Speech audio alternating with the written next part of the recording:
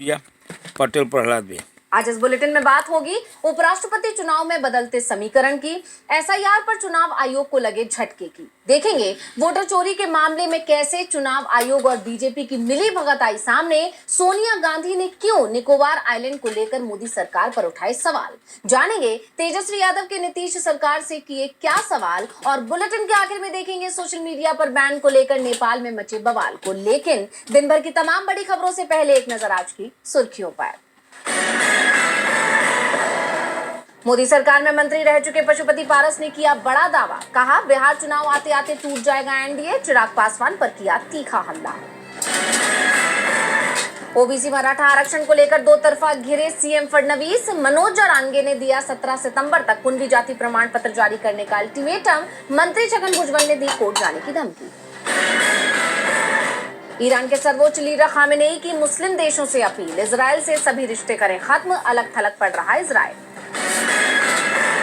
हरे निशान पर बंद हुआ शेयर बाजार। 76 अंकों की तेजी के साथ 80,787 पर बंद हुआ सेंसेक्स, तो 32 अंकों के उछाल के साथ 24,773 पर बंद हुआ निफ्टी।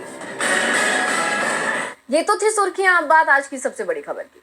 उपराष्ट्रपति चुनाव के लिए वोटिंग का समय आ गया है। सभी सियासी दलों ने अपने पत्ते खोल दिए हैं। कांग्रेस ने ओडिशा की मुख्य विपक्षी दल बीजेपी से मदद मांगी है, क्योंकि नवीन पटनायक वोटिंग से दूर रहने की बात कह रहे हैं।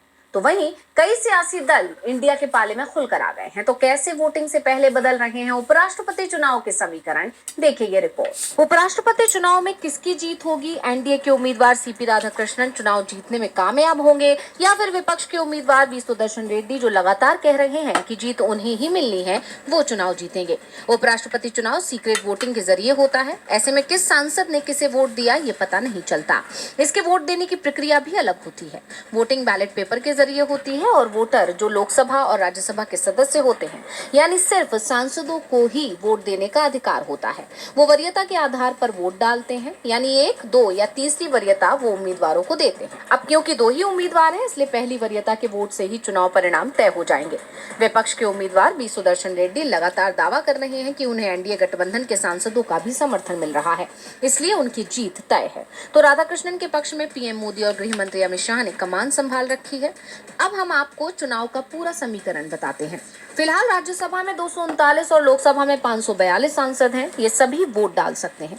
इस तरह कुल वोटर हो गए 781 और मेजोरिटी पाने के लिए जरूरी वोट चाहिए 391। अंगगणित की बात करें तो फिलहाल एनडीए के पास कुल 425 सांसद हैं। विपक्ष के उम्मीदवार के पास 324 वोट हैं। लेकिन चुनाव में बड़ी संख्या में क्रॉस वोटिंग तय मानी जा रही है, जिससे नतीजे बदलना तय है। जगन मोहन रेड्डी एनडीए उम्मीदवार के समर्थन का ऐलान कर चुके हैं। उनकी पार्टी के 11 सदस्य हैं। राज्यसभा में 7 और लोकसभा में 4। पार्टी के अधिकांश सांसद इंडिया उम्मीदवार को वोट दे सकते हैं।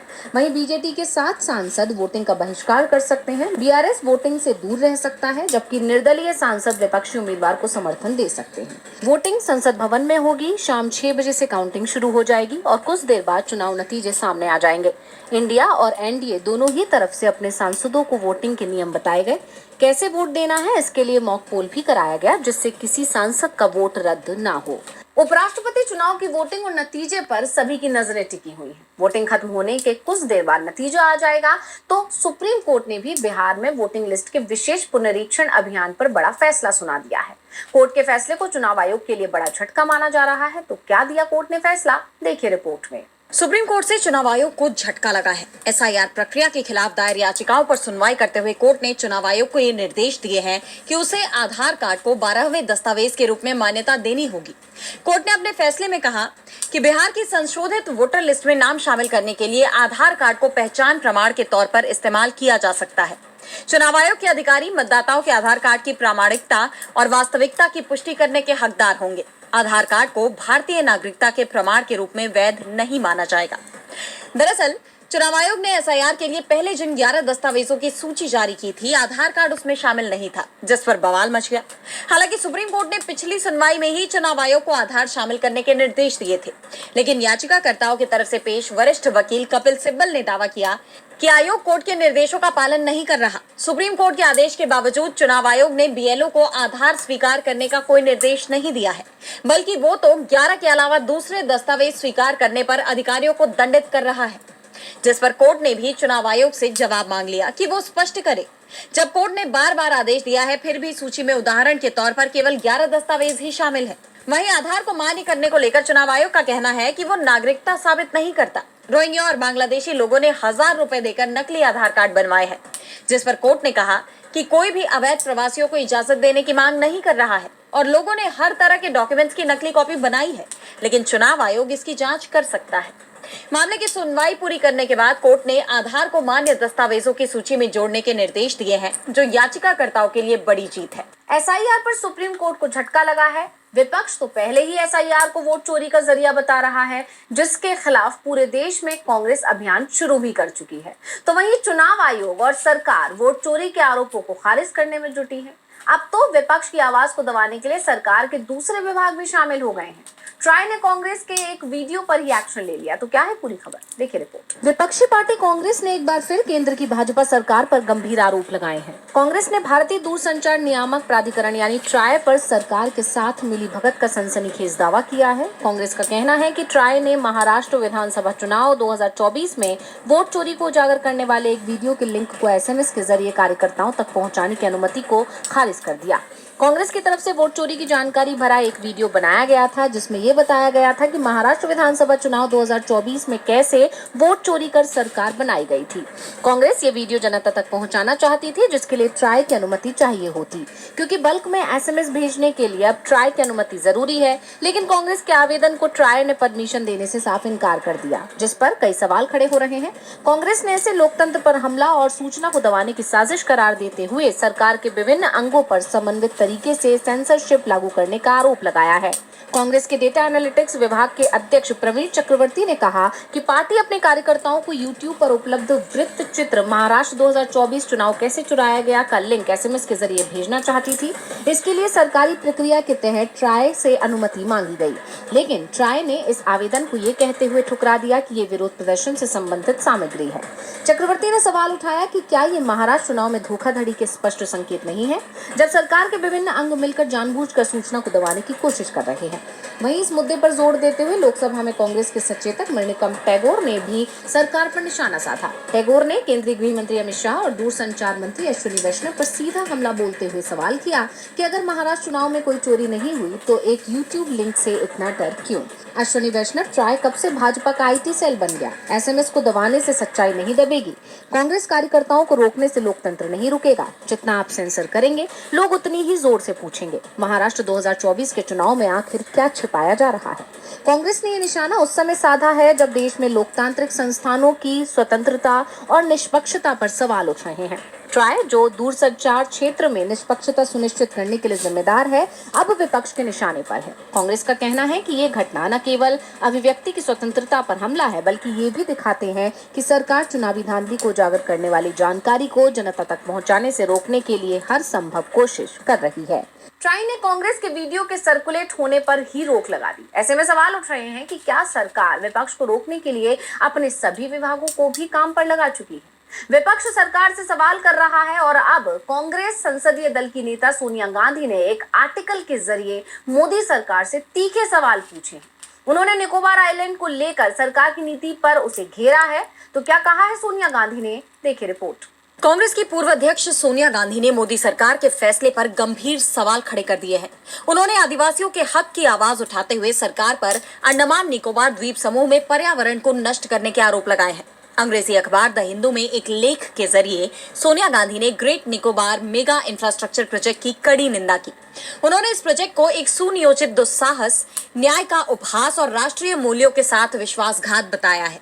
साथ ही ये भी कहा कि इसके खिलाफ आवाज उठाई जानी चाहिए। इस प्रोजेक्ट के तहत लगभग 8.5 लाख से 58 लाख पेड़ काटे जाने का अनुमान है, जिसे लेकर CPB चेयरपर्सन ने कहा कि ये परियोजना दुनिया के सबसे अनोखे वनस्पतियों और जीवों के पारिस्थितिकी तंत्र को खतरे में डालती है और प्राकृतिक आपदाओं के प्रति अत्यधिक संवेदनशील है। इस परियोजना से निकोबारी जनजाति और शोम्पेन जनजाति, जो एक विशेष रूप से कमजोर जनजातीय समूह है, प्रमुख रूप से वो प्रभावित होंगे। उन्होंने इस लेख में आगे कहा कि इस प्रोजेक्ट के लिए national commission for scheduled tribes और ग्रेट निकोबार और लिटिल निकोबार द्वीप की ट्राइबल काउंसिल को दरकिनार कर दिया गया। संवैधानिक और वैधानिक निकायों को दरकिनार किया गया। उन्होंने दावा किया कि सबूत बताते हैं कि प्रोजेक्ट के क्लियरेंस के लिए मूल्यांकन करने वाले संस्थानों पर असामान्य परिस्थितियों में दबाव डालकर काम करने के लिए मजबूर किया गया। उन्होंने इस प्रोजेक्ट का विरोध करने की अपील की है। जिस तरह सोनिया गांधी ने इस प्रोजेक्ट को लेकर सरकारी तंत्र पर सवाल उठाए हैं, उसके बाद सरकार सवालों से घिर गई है। सोनिया गांधी ने निकोबार आइलैंड को लेकर सरकार को घेरा तो तेजस्वी यादव ने नीतीश सरकार को घेर लिया। तेजस्वी ने सरकार से कई सवाल किए। वैसे आरजेडी को उम्मीद है कि जिस तरह से मोदी सरकार सवालों के जवाब नहीं देती है, वैसे ही नीतीश की तरफ से भी जवाब नहीं आएंगे। जवाब जनता देगी, क्योंकि बिहार में चुनाव का ऐलान अब 3 से 4 सप्ताह में ही हो जाएगा। तो क्या कहा है तेजस्वी ने, देखिए रिपोर्ट। विधानसभा चुनाव से पहले डबल इंजन सरकार बुरी तरह घिरती दिखाई दे रही है। आरजेडी नेता तेजस्वी यादव ने नीतीश और मोदी सरकार पर सवाल खड़े कर दिए हैं। उन्होंने एक्स पर एक पोस्ट किया कि 20 सालों से बिहार और 11 सालों से केंद्र में नीतीश मोदी की सरकार रहने के बावजूद एनडीए सरकार ने बिहार को बेरोजगारी, पलायन और गरीबी का मुख्य केंद्र बना दिया है। ये मैं नहीं, साल दर साल भारत सरकार की नीति आयोग की रिपोर्ट कह रही है।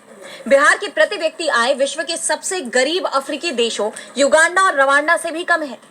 तेजस्वी ने अपनी पोस्ट में आगे कहा कि बिहार के 8 करोड़ युवा 20 सालों के मुख्यमंत्री से सवाल कर रहे हैं कि बिहार में केला, मकई, मखाना, चावल, गन्ना, आलू, लीची, आम इत्यादि अनेक विश्व प्रसिद्ध अनाज, फल, सब्जियों का इतना उत्पादन होता है, लेकिन इन सभी से संबंधित खाद्य प्रसंस्करण उद्योग 20 सालों से बिहार में क्यों नहीं लगाए गए और क्यों नहीं लग सकते? बिहार बेरोजगारी का मुख्य केंद्र क्यों है? बिहार दूसरे प्रदेशों से मछली खरीदता है। बिहार में मछली उत्पादन संबंधित तमाम संसाधन होने के बावजूद यहाँ ऐसी व्यवस्था क्यों नहीं कर सकते? बिहार में डेयरी प्रोडक्ट संबंधित बड़े उद्योग क्यों नहीं लगाए जा सकते? बिहार में इंडस्ट्री स्पेसिफिक क्लस्टर या उद्योग विशिष्ट क्लस्टर क्यों नहीं लगाए जा सकते? एनडीए सरकार ने बुनकर उद्योग, लघु उद्योग और हथकरघा उद्योग के लिए क्या किया? बिहार को अब तक पर्यटन केंद्र के रूप में विकसित क्यों नहीं किया? सरकार नियुक्ति, भर्ती परीक्षा और प्रक्रिया को पारदर्शी तथा नियमित क्यों नहीं करती है? बिहार में अप्रत्याशित दर से पलायन क्यों बढ़ रहा है? 20 सालों में पहले से चालू कितने चीनी मिल, जूट मिल, पेपर मिल और कुल कितने उद्योग धंधे और कल कारखाने बंद हुए तथा उससे बिहार को कुल कितने राजस्व व रोजगार के अवसरों की हानि हुई? बिहार का कुल कितने लाख करोड़ रुपए शिक्षा और चिकित्सा के नाम पर दूसरे प्रदेशों में गया? बिहार के मानव संसाधन का कुल कितने प्रतिशत बिहार में और कितने प्रतिशत दूसरे प्रदेशों में कार्यरत है? सीएम नीतीश कुमार और 11 साल से प्रधानमंत्री नरेंद्र मोदी बिहार के 8 करोड़ युवाओं के सीने में धधक रहे बेरोजगारी, पलायन और उद्योग धंधों से संबंधित इन ज्वलंत सवालों पर मुंह ना छिपाएं, बल्कि सामने आकर जवाब दें। अगर जवाब नहीं देते हैं तो इस चुनाव में युवा करारा जवाब देंगे। तेजस्वी के इन बयानों ने मोदी और नीतीश दोनों की ही टेंशन बढ़ा दी है। तेजस्वी के सवाल बता रहे हैं कि चुनाव के लिए महागठबंधन पूरी तरह से तैयार है। एनडीए की सरकार विपक्ष के सवालों के जवाब तो नहीं देती, लेकिन कांग्रेस के नेता अगर कोई बयान दें तो एफआईआर के लिए जरूर दौड़ लगा देते हैं। तेलंगाना में तो बीजेपी की तरफ से सीएम के खिलाफ ही याचिका लगा दी गई। मामला सुप्रीम कोर्ट तक पहुंच गया, लेकिन सीजेआई की अध्यक्षता वाली बेंच ने बीजेपी को ही फटकार लगा दी। तो क्या है पूरा मामला, देखेंगे रिपोर्ट में। सुप्रीम कोर्ट से बीजेपी को बड़ा झटका लगा है। तेलंगाना बीजेपी ने सीएम रेवंत रेड्डी के खिलाफ मानहानिकारक बयान देने के लिए याचिका दायर की। सुप्रीम कोर्ट ने बीजेपी की याचिका को खारिज कर दिया। इससे पहले बीजेपी ने तेलंगाना हाईकोर्ट में भी याचिका लगाई थी, पर हाईकोर्ट ने भी बीजेपी की याचिका को खारिज कर दिया था। लेकिन सुप्रीम कोर्ट ने तो इस पर सुनवाई से ही इनकार कर दिया, साथ ही बीजेपी को फटकार भी लगा दी। सीजेआई बीआर गवाई, जस्टिस के विनोद चंद्रन और न्यायमूर्ति अतुल एस चंदुरकर की पीठ ने कहा कि वो इस मामले में हस्तक्षेप करने के लिए इच्छुक नहीं है। पीठ ने कहा कि अदालत को राजनीति का अखाड़ा बनाना ठीक नहीं है। राजनीतिक लड़ाई के लिए अदालतों का इस्तेमाल ना करें। याचिका खारिज की जाती है। अगर आप नेता हैं तो आपकी चमड़ी भी मोटी होनी चाहिए। आपके पास इन सब बातों को सहने का मजबूत हुनर होना चाहिए। हाल ही में तेलंगाना हाईकोर्ट ने रेड्डी की याचिका पर सुनवाई की थी, जिसमें हैदराबाद की एक निचली अदालत में लंबित मामले की सुनवाई को रद्द करने की गुजारिश की गई थी। बीजेपी की तेलंगाना इकाई के महासचिव ने रेड्डी के खिलाफ शिकायत दर्ज कराई थी, जिसमें आरोप लगाया गया था कि उन्होंने पार्टी के खिलाफ अपमानजनक और भड़काऊ भाषण दिया। लेकिन हाईकोर्ट ने याचिका खारिज कर दी थी और अब चीफ जस्टिस बीआर गवाई की बेंच ने भी इस मामले पर सुनवाई से इनकार कर दिया। ये बीजेपी के लिए बड़े झटके के तौर पर देखा जा रहा है। और बुलेटिन के आखिर में देखेंगे नेपाल में सोशल मीडिया बंद होने पर मचे बवाल को। नेपाल में भारी बवाल मचा हुआ है। ओली सरकार के खिलाफ देश के युवा सड़कों पर उतर आए हैं। प्रदर्शनकारी युवा संसद में घुस गए और सरकार के खिलाफ जमकर विरोध प्रदर्शन किया। हालात इतने बेकाबू हो गए कि सेना को मोर्चा संभालना पड़ा। कई जगह कर्फ्यू लागू कर दिया गया और इस पूरे घटनाक्रम में कई लोगों की जान चली गई, जबकि 100 से ज्यादा प्रदर्शनकारी घायल बताए जा रहे हैं। तो क्यों अचानक बिगड़े नेपाल में हालात, क्यों सरकार से नाराज हैं जेन ज़ी, जानने के लिए देखिए रिपोर्ट। नेपाल की सड़कों पर अफरा तफरी का माहौल है। देश के युवाओं में सरकार के खिलाफ खासा आक्रोश है। ओली सरकार के सोशल मीडिया बैन के फैसले के खिलाफ राजधानी काठमांडू में हजारों जेन ज़ी सड़कों पर उतर आए और इसका विरोध किया। प्रमुख नेपाली कलाकारों, अभिनेताओं ने अपना समर्थन व्यक्त किया, जिससे ये आंदोलन और तेज हो गया। प्रदर्शनकारी संसद भवन में घुस गए, जगह जगह प्रधानमंत्री ओली के पोस्टर को फाड़ दिया गया। प्रदर्शन हिंसक होता देख पुलिस ने उन्हें रोकने की कोशिश की तो दोनों की भिड़ंत हो गई। आक्रोशित युवा पीछे हटने को तैयार नहीं है, वो पुलिस बैरिकेड्स पर चढ़ गए, जिसके बाद सेना एक्शन में आ गई। प्रदर्शनकारियों पर फायरिंग तक की गई, जिसमें 100 से ज्यादा लोगों के घायल होने की खबर है, जबकि अब तक 14 लोगों की जान जा चुकी है, जिससे युवाओं का गुस्सा और भड़क गया। द हिमालयन पोस्ट की रिपोर्ट के मुताबिक हालात पर काबू पाने के लिए काठमांडू जिला प्रशासन ने प्रमुख इलाकों में रात 10 बजे तक कर्फ्यू लगा दिया है। इसके बावजूद स्थिति कंट्रोल में नहीं आ पा रही। पीएम केपी ओली ने राष्ट्रीय सुरक्षा परिषद की आपात बैठक भी बुलाई है। इस पूरे घटनाक्रम ने बीते साल बांग्लादेश में हुए छात्रों के प्रदर्शन को एक बार फिर चर्चा में ला दिया है। सवाल उठ रहे हैं कि क्या नेपाल में भी श्रीलंका और बांग्लादेश के मॉडल पर सरकार गिराने की साजिश रची जा रही है। दरअसल नेपाल सरकार ने 3 सितंबर को फेसबुक, इंस्टाग्राम, यूट्यूब समेत 26 सोशल मीडिया साइट्स पर बैन लगाने का फैसला किया था। इन प्लेटफॉर्म ने डेडलाइन खत्म होने के बाद भी नेपाल के संचार और सूचना प्रौद्योगिकी मंत्रालय में रजिस्ट्रेशन नहीं कराया था। अब जेन ज़ी का कहना है कि ये उनकी आवाज दबाने की कोशिश है। ओली सरकार अपना भ्रष्टाचार छुपाने के लिए ऐसे कदम उठा रही है। इन हालात में नेपाल की राजनीति में क्या मोड़ आता है, इस पर सबकी नजरें बनी हुई हैं। तो आज इस